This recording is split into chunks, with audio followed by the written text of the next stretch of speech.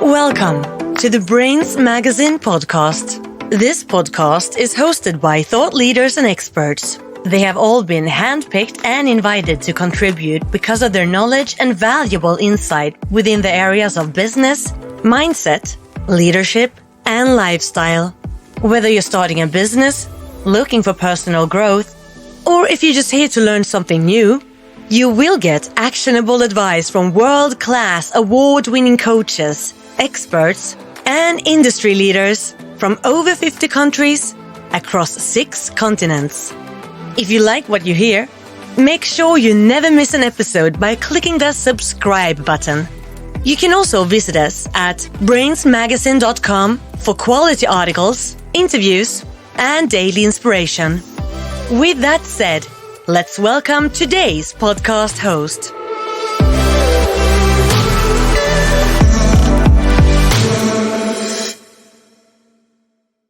Hi everyone, my name is Simon and I will be your Brainz Podcast host today.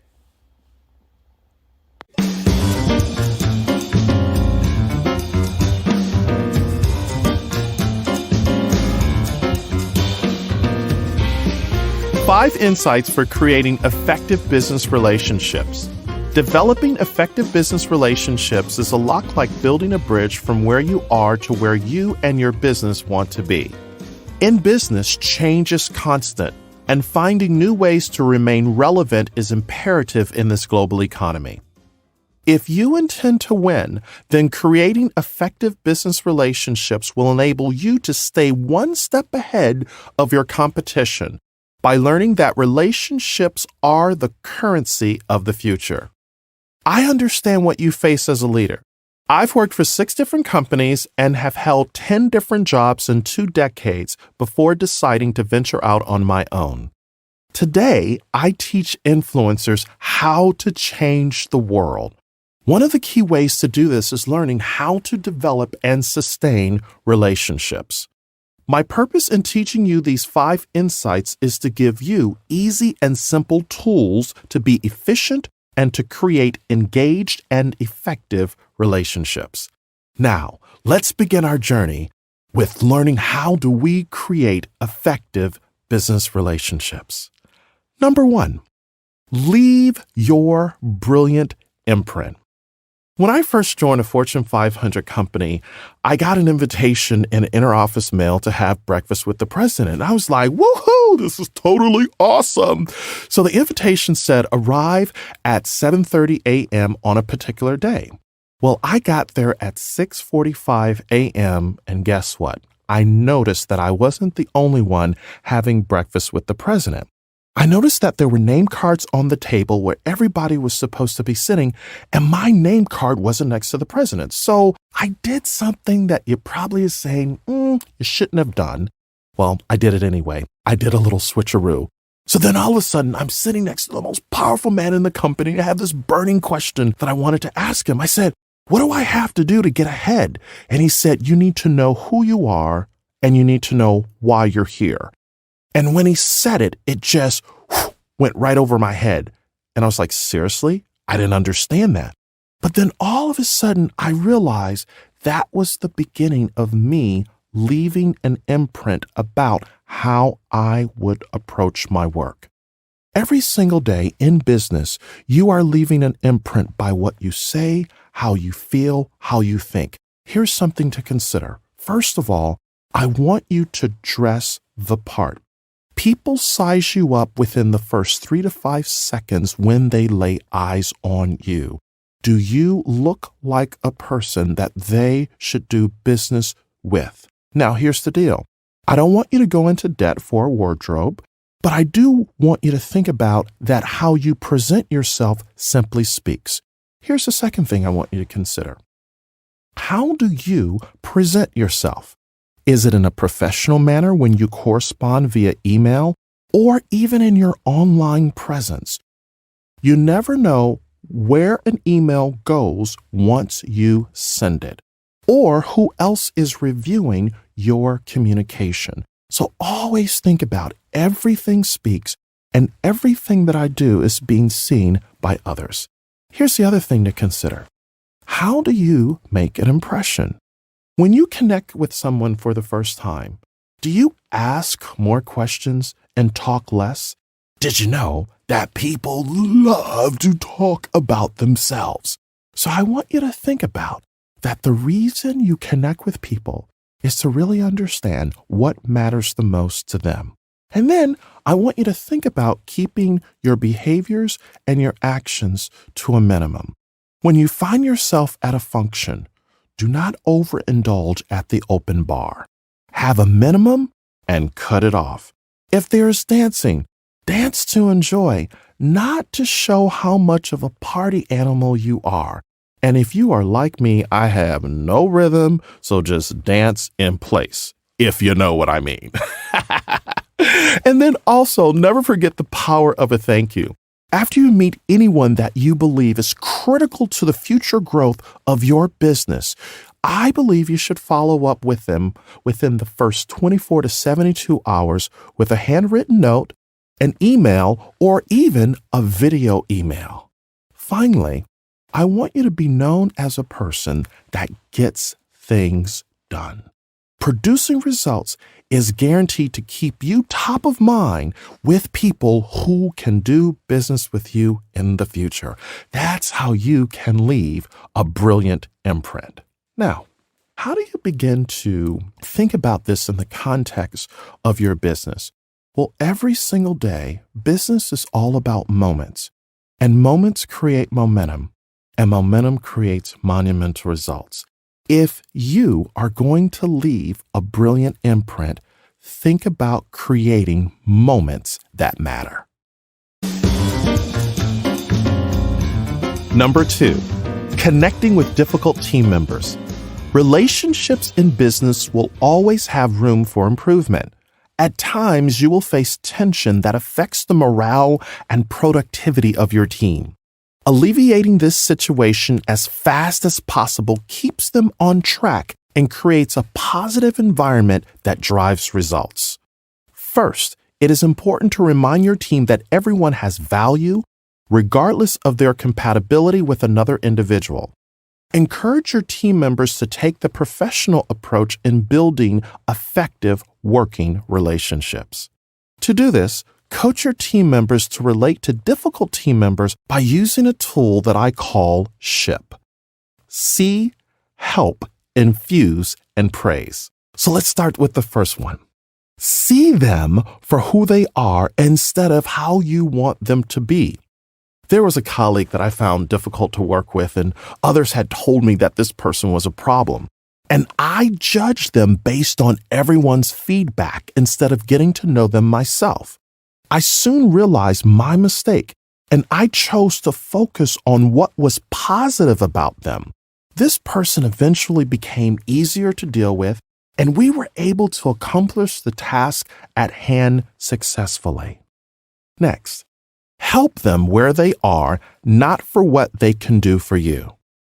I had a person in one of my sessions tell me that a small business hired her for her attitude and recommendations instead of the lack of her education.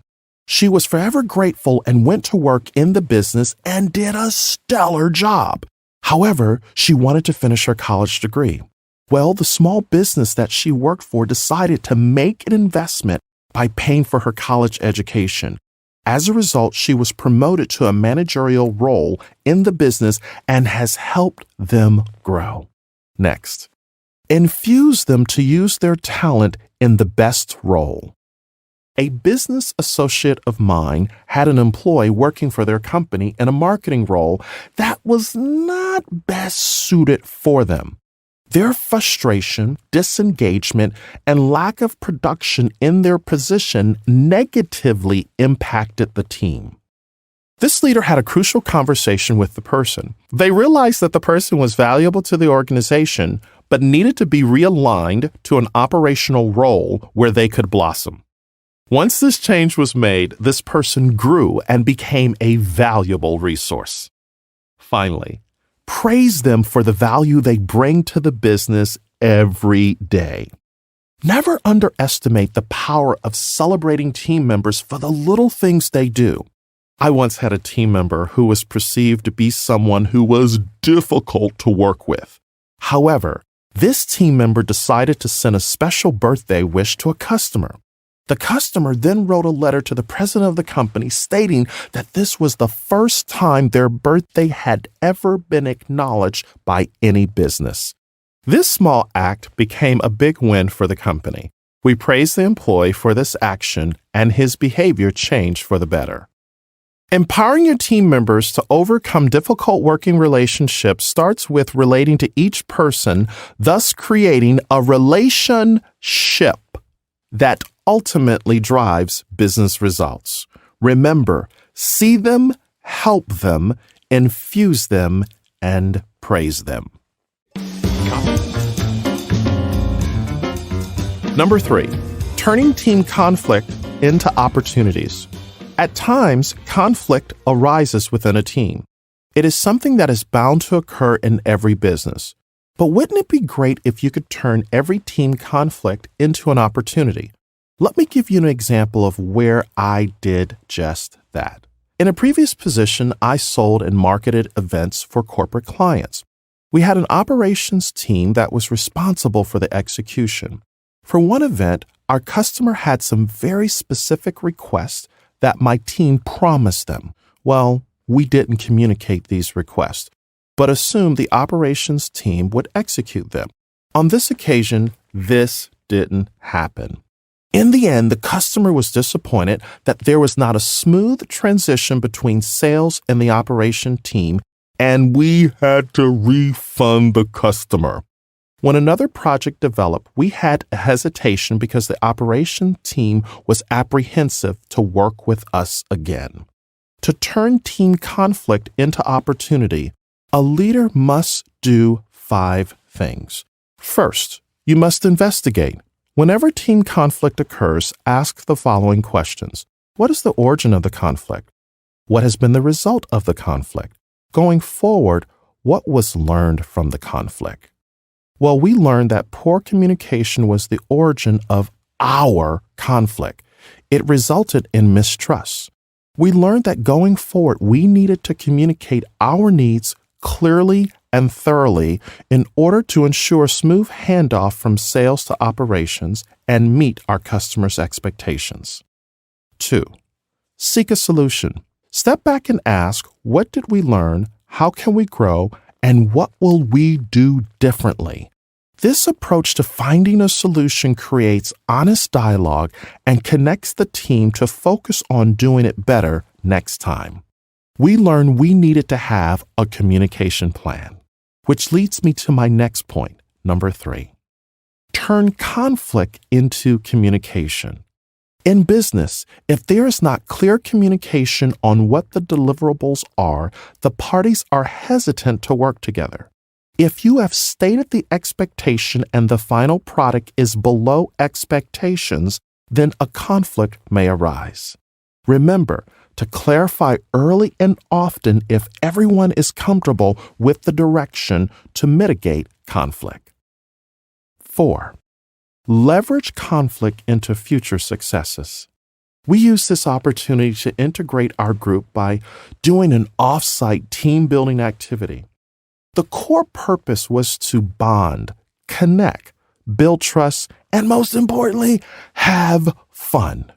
We then came back together in a positive mindset to determine what we could do better in the future. Ultimately, we leveraged this conflict into a success by improving our communication. We held ourselves accountable. We started doing face-to-face client handoff meetings with ongoing email follow-ups. The operations team became better partners as a result of this renewed commitment. This was also a win for the organization as we were able to sell to more clients. Finally, number 5, capture the teachable moment. Stop and reflect on what was learned. A conflict among your team brings everyone to complete honesty about capabilities and expectations. Honesty builds trust and familiarity and opens the door to give feedback and say, I know you better. We are better. And this should not hold us back from doing great work. Conflict is an opportunity to focus on creating better team dynamics and to increase trust.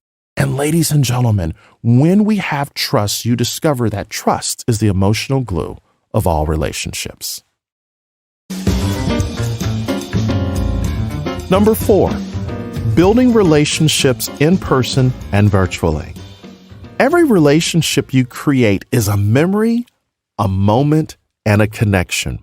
To make the encounter meaningful, follow the guidelines of what I call CARE. CARE stands for common ground, ask thoughtful questions, repeat to clarify, and most importantly, end on a positive note. Common ground is a simple way to get to know someone in just a few minutes. You can easily ask them a series of questions to build rapport, such as, where did you grow up? Where did you go to school? Or what has made you successful in your role? As they respond, look for ways to build commonality and drive more conversation. These introductory questions become connection points that establish trust. You would do really well by doing some background research on the person prior to meeting them face-to-face or virtually. There are a number of online tools that enable you to find out more about their professional background, their interests, and their fun side. You can certainly look at LinkedIn, Facebook, and Twitter, just to name a few. Gathering this type of intelligence prior to connecting says a lot about your character. You know what it says? It says that you care, that you have taken the time to know about the person that you are looking to engage. For example, if someone just got married, had a baby, or moved into a house, you can congratulate them and ask them, how's it going? Also, if possible, use the name of their spouse or newborn to show them that you have listened to them. By the way, did you know that the same letters that spell the word listen spell the word silent? So when I am really looking to care for a person, I become silent and I make them the most important person in that moment. However, please use this one cautiously so that it doesn't make them feel uncomfortable, insecure, or them saying in their head, freaky. If you prefer to keep the conversation more focused on business, ask about how business is going for them. These actions are just another way to create a positive perception. Whenever the other party hears your name or thinks about you, it should reconfirm and reaffirm that you care about developing and nurturing relationships. Next, I want you to ask thoughtful questions. The quality of your questions is more important than the quantity of questions. As you seek to build meaningful relationships, ask questions that cause people to think, and their responses cause you to stretch your mind. For instance, as a business, are we seeking to attract customers for life or just complete a transaction? Which one is more important to our long-term growth?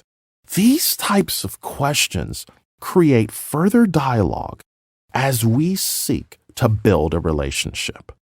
Next, I want you to repeat to clarify. When you meet someone face-to-face or virtually, repeating phrases and asking for further clarification saves a ton of time and lessens miscommunication.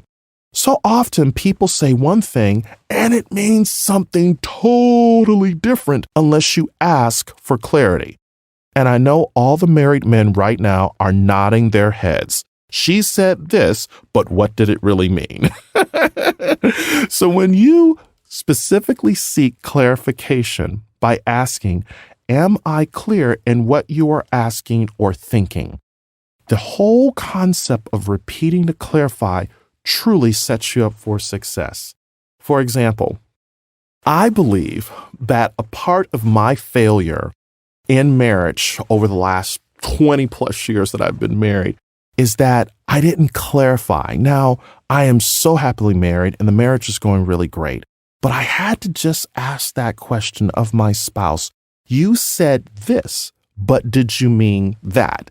And it was just that one step that allowed me to be successful thus far. Lastly, end on a positive note. A friend invited me to a restaurant, and the moment that he mentioned the name of it, I didn't want to go because I recalled the last time I had been there, I had a bad experience. Instead, I suggested another restaurant. At this one, the waitress had written "thank you" on the receipt with a smiley face. Who does that?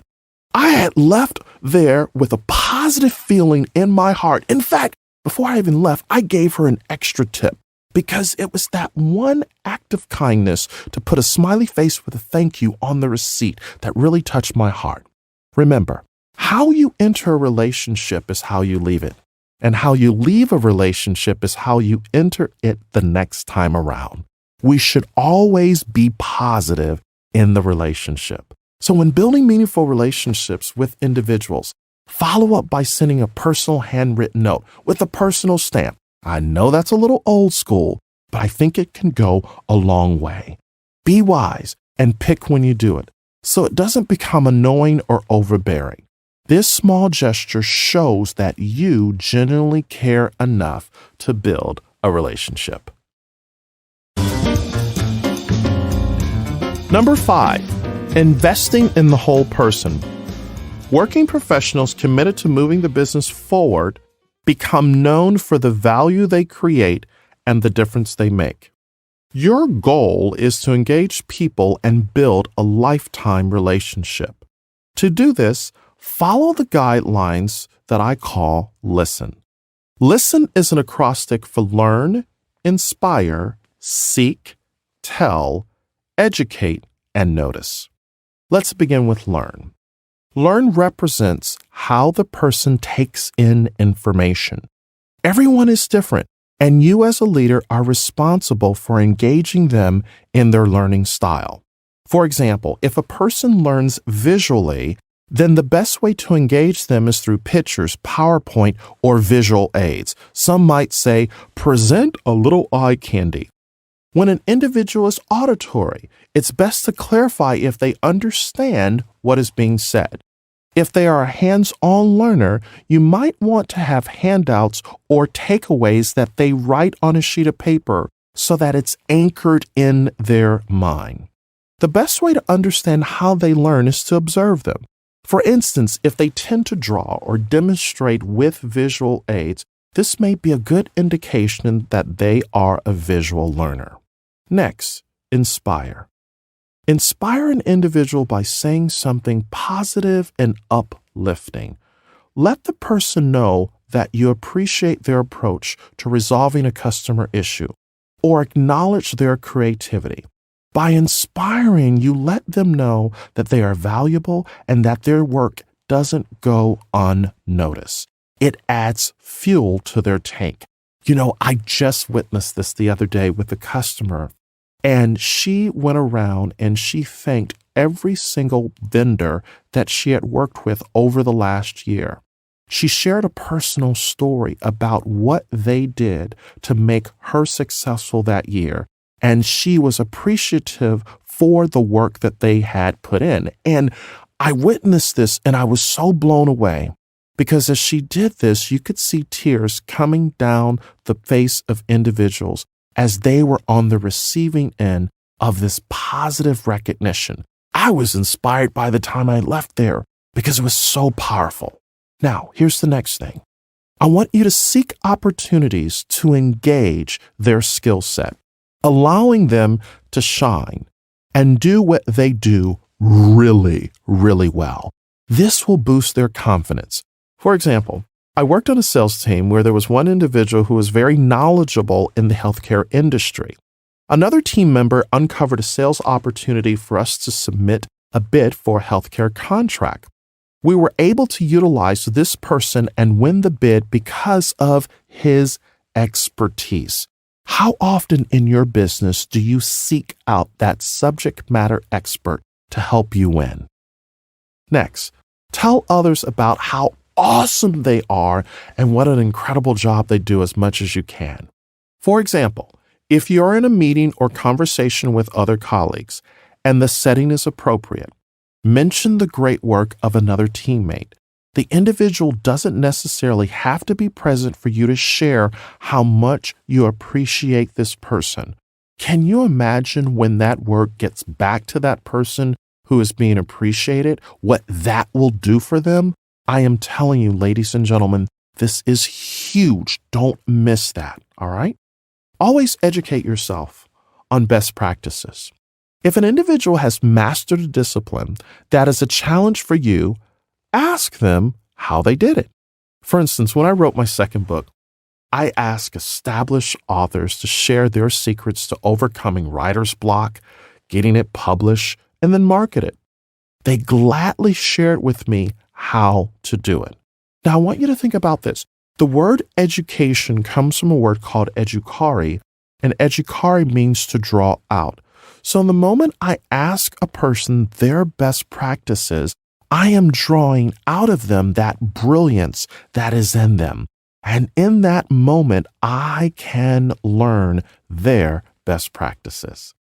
Notice the big and small things a person contributes in the work environment. Determine if they prefer public praise or private notes of congratulations. Today, I challenge you to invest in the whole person by following the guidelines of listen. And these 5 steps, I believe, are critical to creating effective relationships for life. As you think about creating effective business relationships, these simple suggestions can be implemented on a daily basis. I would like to invite you to consider just a few more suggestions. What step resonated with you the most? Determine which one you can implement today.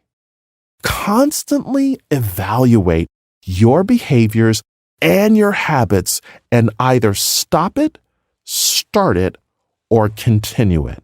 Because the moment you do this, I believe, my friend, that you will create effective business relationships.